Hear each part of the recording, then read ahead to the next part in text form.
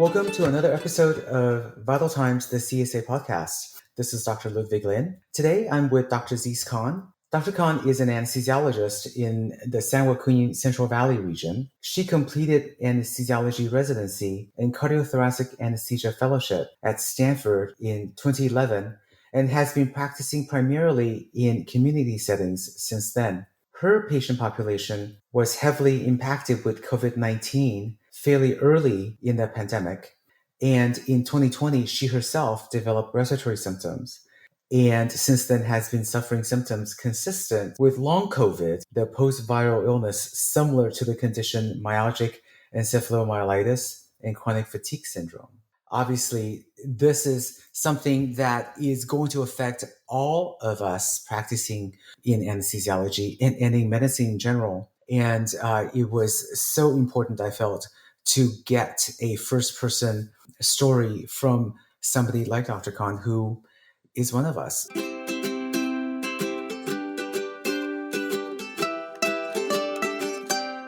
So, Dr. Khan, thank you, first of all, for being here with us. Oh, Ludwig, thank you so much for having me. What I would like to do is to get Dr. Khan's story and also examine how her own experiences have taught her lessons in terms of treating patients with these post-viral chronic illnesses with empathy and with additional medical factoids that we might not have considered. So the first thing I'm going to ask Dr. Khan to do is to tell us how this happened. So over to you. Yeah, so let me rewind my memory. In 2019, early 2020, we all remember how frightening it was or how confusing it was to see the stories of these COVID-19 infections taking over places in Asia and Europe. I think later on we realized the infection was among us in the States earlier than we thought. And here in the San Joaquin Central Valley, we were hit pretty hard with infections. At that time, there were, if we can remember, no tests for a while, very few tests for a while, some unreliable testing for a while. So if any of us got a cold or an upper respiratory illness, we may or may not have thought it was COVID. I continued taking care of patients through March and through the summer of 2020. And from the spring to the fall, I started developing some strange symptoms, like my voice changed and was very, very hoarse. I thought it was maybe because we were wearing N95s all of a sudden. But by the end of the year, I quite literally had trouble breathing because testing was sporadic and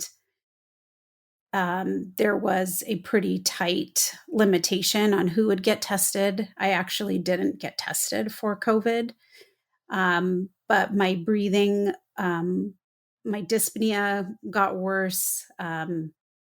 And I ultimately, at the beginning of 2021, realized something was wrong. I still didn't think it could possibly be COVID, but I think that just goes to speaks to denial and uncertainty. So I had difficulty breathing. I had difficulty walking. I still tried to tough it out and continue contributing in the hospital. And by February, I was having a hard time walking in the hospital. I, at one point, could not walk to my car at the end of my shift because I had absolutely no energy left to do so. I had a hard time picking myself up. And when that happened, it finally hit me, because I'm as stubborn as many physicians are, that something was wrong and I had to stop working at minimum and get this taken care of. So I sadly withdrew my commitments from work, and I thought, you know what? I need to get a little bit more sleep. I need to do self care, as the tagline is, and then I'll Right. be fine. And ultimately, I wasn't fine. My symptoms continued. They changed, they got worse. And it became pretty clear that I was having some sort of a post viral illness. The narrative is very suspicious for long COVID. And so since then, my full time job has been getting better. At what point did you seek out um, medical assessment?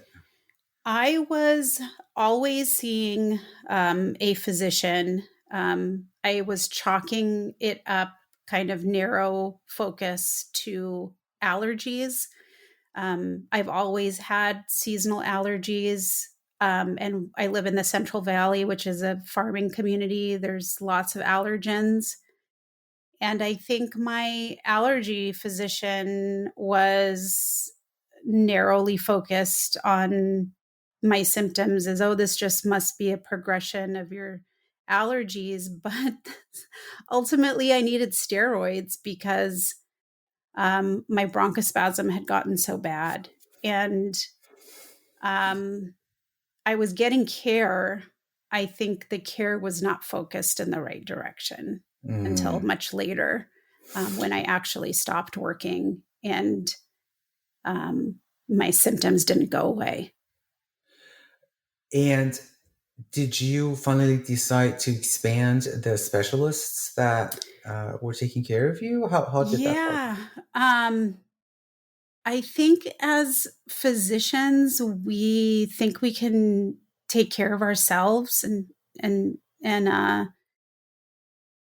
I did that for a long time. And it was actually the input of my friends who were physicians, who, we were calling each other a lot during that time, if for anything but to swap stories of, what are you guys doing in your hospital about COVID patients? Are you seeing this? Are you seeing that? And my friends, including one of my attendings from cardiac fellowship, spoke with me and told me on the phone, you don't sound right. This is worrisome. You need to go see somebody else. You need to make sure you don't have a PE. And when, luckily, when you have good friends giving you input like that, I started taking it much more seriously and got a little bit more assertive as a patient to get a more comprehensive workup. So that's what I started doing. I got lots of diagnostic tests. I saw lots of specialists. Many of the tests came back as normal. I certainly had elevated inflammatory markers. I suddenly had hyperlipidemia, which was probably reflecting my inflammatory state. Ultimately, though, all of that workup with my physicians and specialists in town left with kind of a shrug of, like, we're not sure what's going on here, but I guess take a statin, and you can take some more steroids, and maybe you just need to rest. So the diagnostic workup was certainly helpful. Even the normals are good data points. But it took a long time to find physicians who said, maybe this could help you. Maybe this is the direction you should be looking in. Well, I think that's the thing, right? We're all in this as professionals, and the way we're trained is to rule certain things out. So it sounds like people are working on ruling certain conditions out, but that doesn't rule other things in. Yep. Yep. And we now know that things like long COVID exist. Like there was a time which was when you were getting ill, when we didn't know any of this. And I just feel for you that you were kind of swimming in this, trying to figure things out. Well, I think what was really interesting about that time and what a lot of patients are doing, which we as physicians may not realize, is before they make an appointment with their doctor, when they're having this constellation of really weird symptoms, including breathlessness, fatigue, which is not just being tired. It is, think of an Olympic marathon runner at the end of the finish line having to be carried, like just weakness and an inability to move. It feels like you're moving through mud. I was dizzy. I was pre-syncopal. I had tinnitus. My ears were ringing. And I had these strange vocal changes. And none of that fits with a diagnosis that most of us learn about. So, what I got in validation from, who I got validation from, was not my physicians initially, it was actually my social network. So, another good friend connected me with her sister who had a diagnosis of COVID and was hospitalized for it and was suffering symptoms like this. I was dismissing this as, this doesn't make sense. Why would I have ringing in my ears? This doesn't make sense. Why would I be pre-syncopal right now? Maybe I'm just tired. And it took somebody non-medical to say, no, these are the symptoms that many of us are facing. Physicians don't always keep up to date. It is hard to. It is particularly difficult right now when we have been in survival mode for the last 2 years.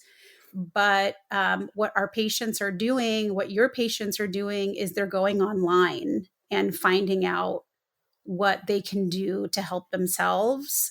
And we really, as physicians, need to appreciate that we're not we're not the source of all the answers right now. Mm-hmm. So it was very important for me to connect with other patients. So, and that actually helped me drive my medical workup. Yeah, I could see that.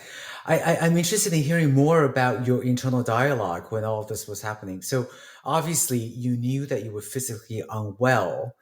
Did did when you first started entertaining the possibility that this was something like long COVID, because your friends were telling you to think about Mm-hmm. it, to consider it, were you ready for that, possibility, or did you, make bargains with yourself about how this could be something else? Yeah, this has really been, if more than anything, a mind game, and mindset is so important. In those early stages, of course, there was denial. I remember very clearly, I I prolonged taking time off as long as I physically could, and my body told me I couldn't work anymore. Um, but after that, once I did take time off, I You're saying remember you very delayed taking time off. That's I what. delayed taking time Yeah, off. And once I yeah. did take time off and I admitted that I was not well, my mindset was, I'm going to crush this. I'm going to crush this. I am a doctor.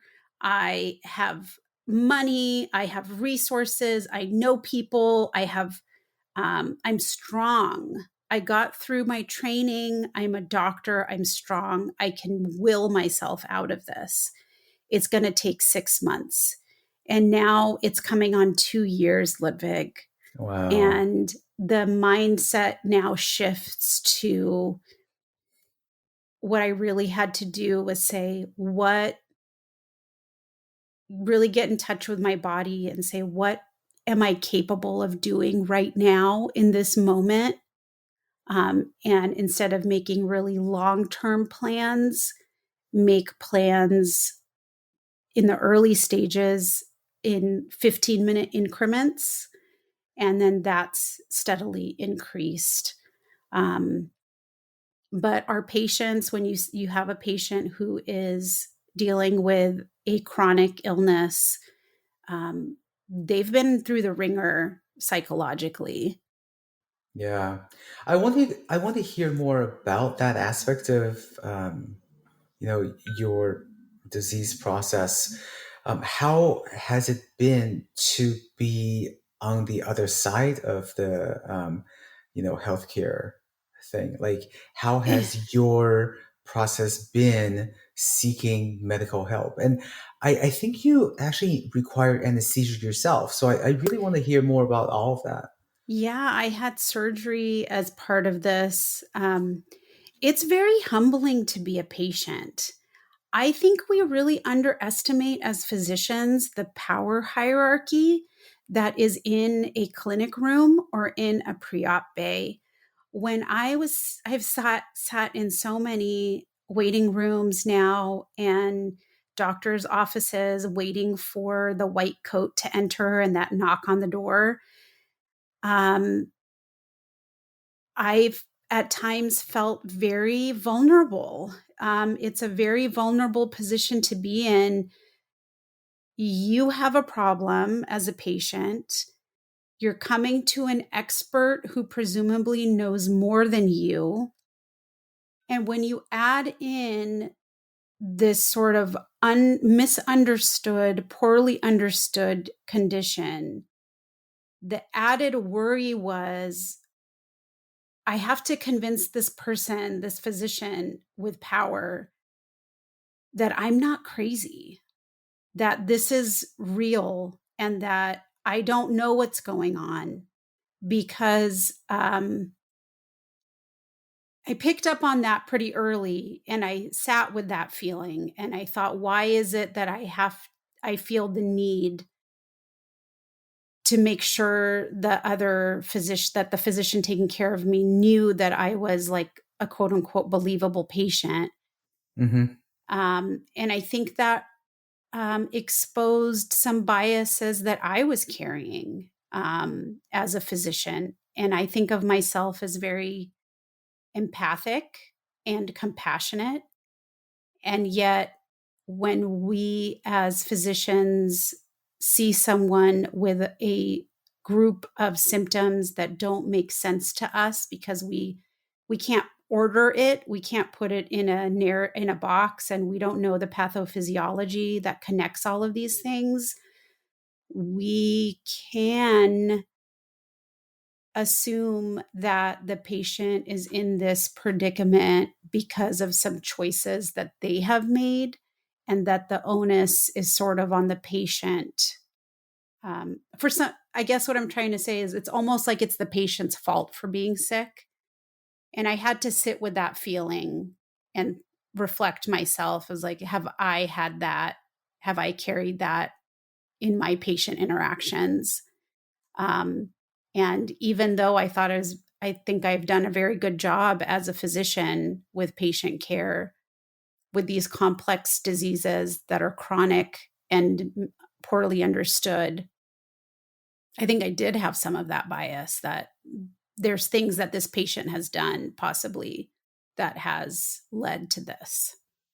How was your experience having conversations with physicians?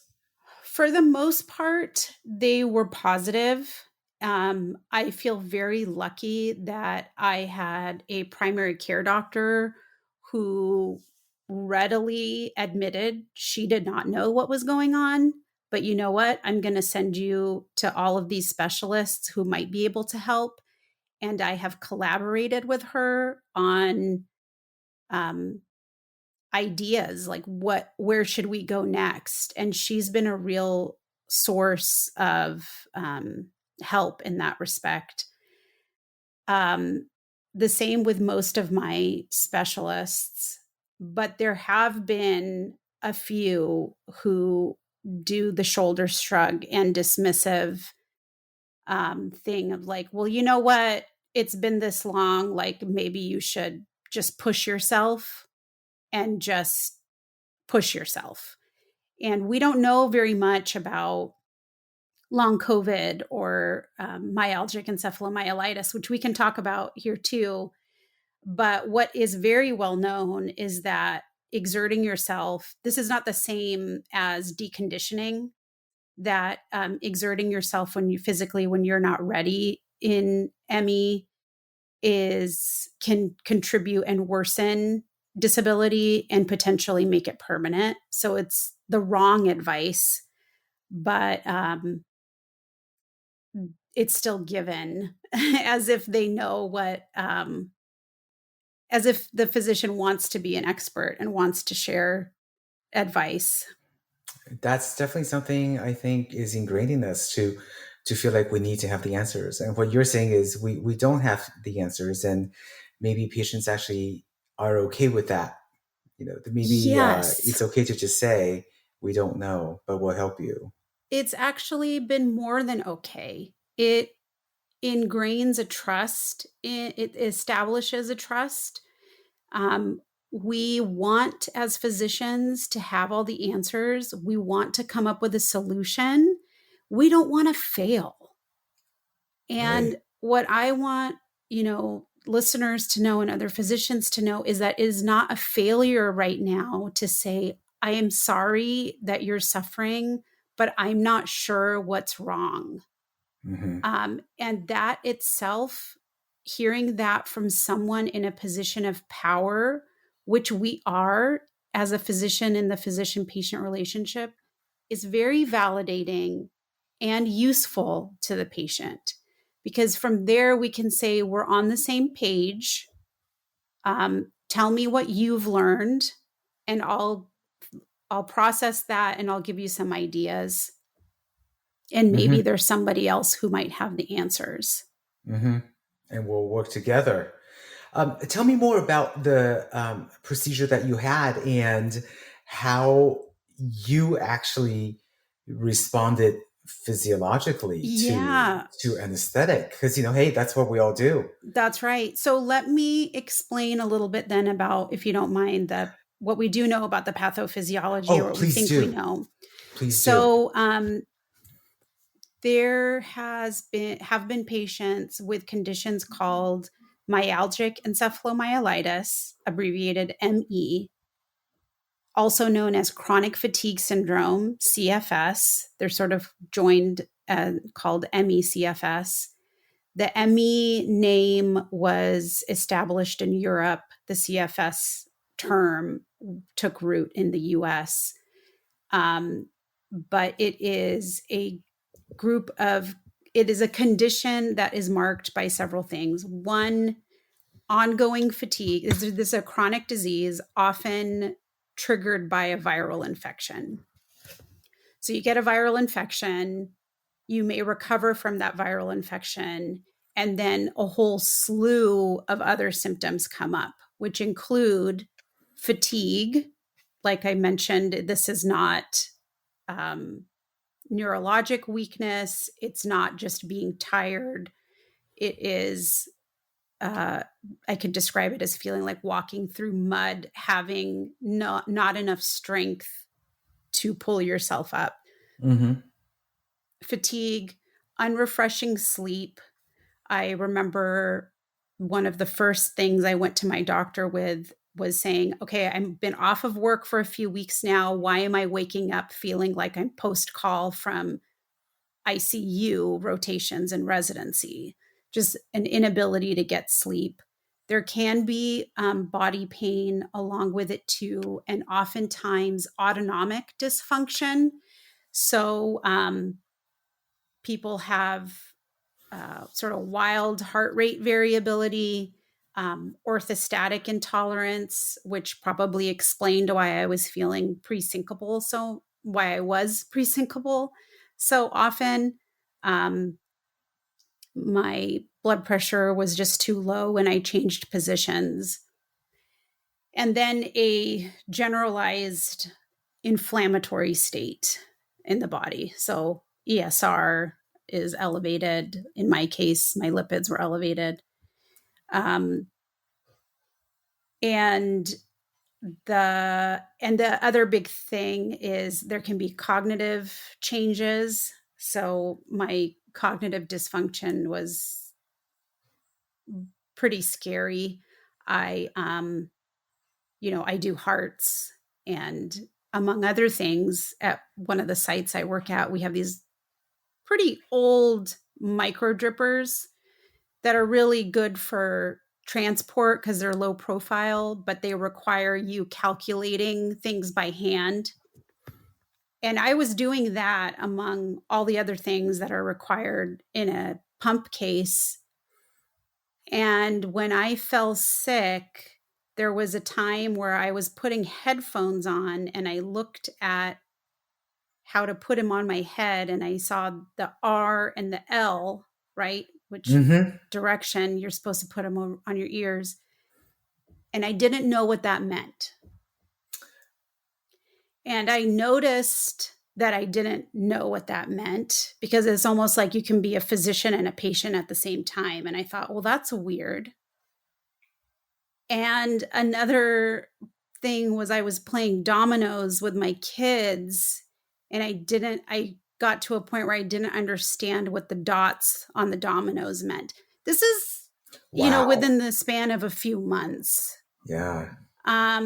So real cognitive changes, real sensitivity to external stimuli, which was humbling also, I think, as anesthesiologists, and particularly like, this and in cardiac and in the ICU, one of our superpowers is being able to process sensory stimuli. So like we're hearing 3 different tones of beeps, right, from all the various machines. We're listening to the ventilator. There's the background din. I can communicate. I'm keeping tabs on what the surgeons are talking about. I'm making eye contact across the room with the nurse to, with hand gestures, ask for another bag of fluid.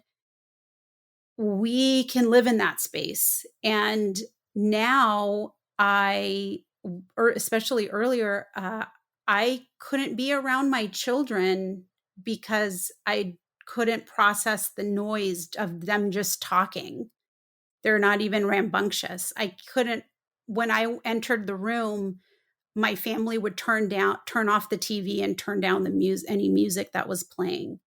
So there's real cognitive changes that we think are associated with microglial activation, causing a really pro-inflammatory process in the brain that lasts after the viral infection. Mm-hmm.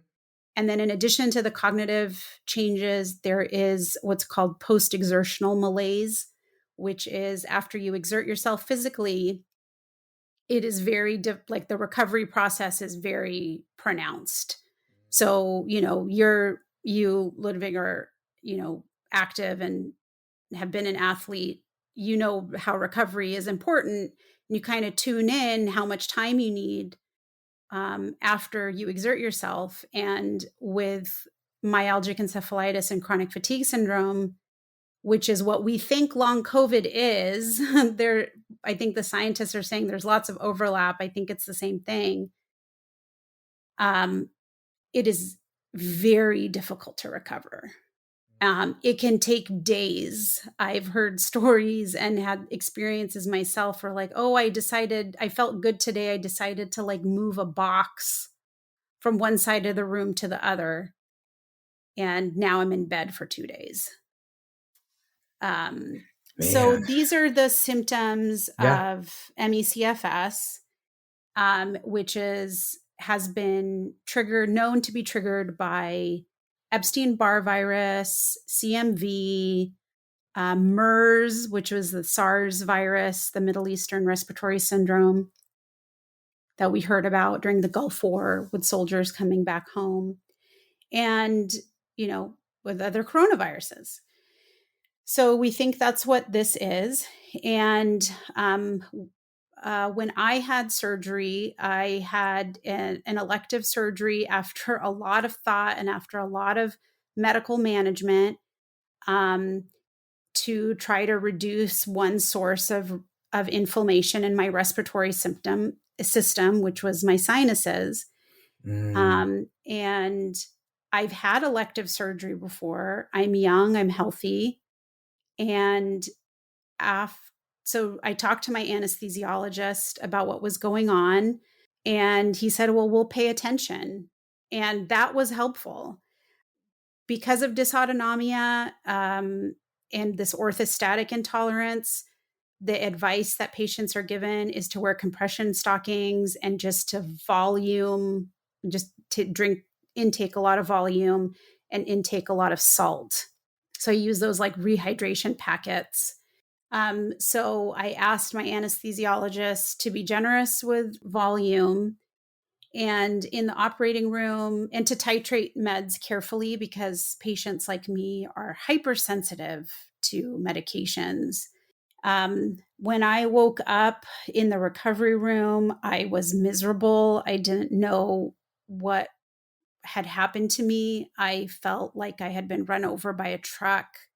I wasn't having significant pain. I felt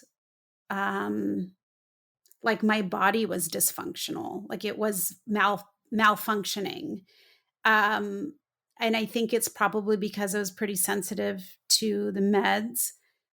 The anesthesiologist said, we put on one of those non-invasive volume monitors that a lot of us use in hearts and in the ICU.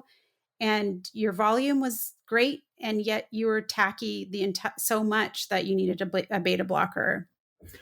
Wow. In the OR, and I was tacky in the recovery room and they treated me with some dexmedetomidine, which I thought was a good idea. I couldn't think at the time. Like I was cognitively useless. And I think if I was not a doctor with the resume I have, I wonder if I would have been dismissed a little bit. Right. And kind of like, okay, time to get over it, because these symptoms didn't make a lot of sense and they're not typical. It's not a typical response to an anesthetic. That's for sure. How long did it take you to feel back to, the self that you had been? I had surgery. I was the first start surgery. So 7:30. I ultimately said, I don't want to be admitted. I don't think there's much more I can do. I left the hospital at 9 p.m. Whoa. And I got home. My children saw me, started weeping. I lied on, I could barely get to the living room. I needed a lot of help. And I just lied there with one sleepless night. And it took me a good month to feel like I was back. And I think it was a good idea to have surgery. I knew that it was going to be a tough recovery. And some of my respiratory symptoms are better now. So I think it was worthwhile. But recovery was horrible. And it was not normal, is what I want to emphasize to our anesthesia colleagues, that you're going to see strange things. And what we currently know is that it looks like it's up to 20% of people who had a COVID infection are going to have long COVID, which is currently defined as like symptoms for 6 months, lasting at least 6 months. So you're going to have patients in the OR. You're going to have patients in the ICU. You're going to see patients on L&D. You're going to see pediatric patients. There's kids dealing with really severe dysautonomia and fatigue and cognitive dysfunction. Mm-hmm. I recently did see a report of a group somewhere that had, done these imaging studies of the glia in the CNS, and they were looking for some inflammatory marker, and it was totally lit up. So it's totally what you're talking about. And I think anything that's pro-inflammatory is just going to increase the likelihood of post-op delirium, which is effectively what you're describing. I didn't think about that, but I think that's spot not inappropriate. Yeah, I think that's spot on. It's intense. I know that you've been very proactive because, like you said, you planned on crushing this. So Yeah. I know that I know that you had really actively sought out treatments for this. So can you share with us some of your findings and Yeah. experiences? Yeah. So initially I thought, okay, so I'll just say I have a small pharmacy in my bathroom right now. Hmm. So many supplements. Um, and I've had antibiotics, I've had steroids, um, I've had acupuncture, I have tried hyperbaric chambers. I have not gone to a naturopath, but I have spent lots of money on um, with practitioners who promise, results. So um, some work, some don't. Most of them don't. Um, but for me, I thought it was worth a shot. There was some I looked into stellate ganglion blocks, which I heard one anesthesiologist in Alaska was doing. I mean, we get desperate, right? So Sure. there's one anesthesiologist in Alaska who was offering stellate ganglion blocks. It was a pain doc offering stellate ganglion blocks and saying my patients with long COVID are doing better. I didn't go as far as Alaska, but I think the team at UC Davis presented recently some findings saying that stellate ganglion blocks have been helping patients' autonomic dysfunction in long COVID. Um, I sent blood to a lab that was probably just snake oil run by a licensed physician promising the world. There's a lot of snake oil out there. Yeah. And just as much as physicians can do harm by dismissing patient symptoms, they can also do harm by trying to make a buck. And Yes. there's a lot of money to be made in the business of hope, I'm finding. So now I am doing slow and steady, and especially given medical sensitivities like sensitivities to meds, I very deliberately add or alter my medical treatment with a responsible physician overseeing it. But early on, you just want to try everything. So, like compression stockings, several different types of salts, restrictive diets of all kinds, um, so much meditation, so much meditation. Um, and it's really hard. I can't even say anything to respond. I think you're right. I think some people are opportunistic and want Hmm. to make a buck. Others probably are trying to help. Yeah. But it's a tough road, and I'm so sorry that you've had to go through this personally.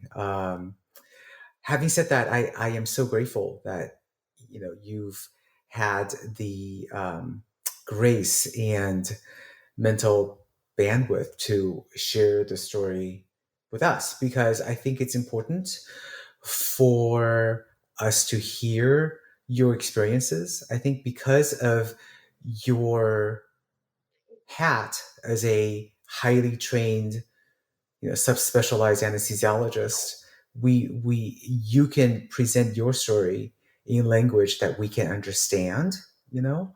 Yeah. And I think you've also presented your own story of your OR procedure, and that's going to help all of us when we come into contact with patients who might have long COVID. Yeah. So, I really thank you for all that. I think I need to wrap this podcast Hmm. up. So, unfortunately, really, because I would like to ask you so many more questions, what I would like to remind our listeners is that Dr. Khan wrote a very moving piece about these experiences. And it was published, I think, either in the May or June version of the CSA online publication. So definitely look that up. And I would encourage all of you to think about what Zeest pointed out and to come away with some, good operating procedures for, each one of ourselves in terms of how we would approach patients with this. And to know that it's a struggle. And I guess that's my take home message from what you've shared with us. But I would like to know what you would like all of us to come away from this conversation with. Well, thank you for letting me share my story and encouraging me to, Ludwig, because I think you in particular have encouraged me to share. It is very hard for me to admit weakness, like so many of us. Yeah. But here we are. We're human. We get ill. What I want listeners to know is that you are, as an anesthesiologist, you are so important in your patient's life. In your patient's life, those few minutes of speaking with meeting your patient and possibly their family members and allowing them to share their story with you has ramifications, and the ramifications can be positive or negative. But I get so my heart is warmed when I hear stories of people with complex disease say, my anesthesiologist was the best. She got it. And what I think all that takes is, I know we have compassion fatigue. We are all have been through the ringer, not just me, but if you meet a patient with a complex disease that you don't understand, I think please just say, what is this to your patient? What are you worried about today? What has worked for you before? I can't make any promises, but I'm listening to you and I'm going to try.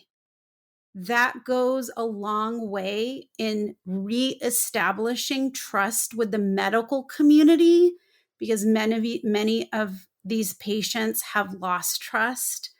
I had to really come to terms with the fact that medicine that I have given my life to is not cannot provide answers for me right now. It's not really showing up for me in the way that I wanted it to. But anesthesiologists are important, doctors are important. Those 10 minutes that we spend with our patient in pre-op and in post-op recovery are important, and it's going to make an impact on them and their families. There are many ways for us to touch our patients. So if that's the one thing that we can do, hey, that's powerful. So thank you, Zeest. Yeah. Well, My I'm going to pleasure. take this opportunity to wrap this up. Thank you all for listening to this episode of Vital Times, the CSA podcast. Again, I thank Dr. Khan for being here with us, and look for her article online and continue to come back and listen to our podcasts. Thanks so much.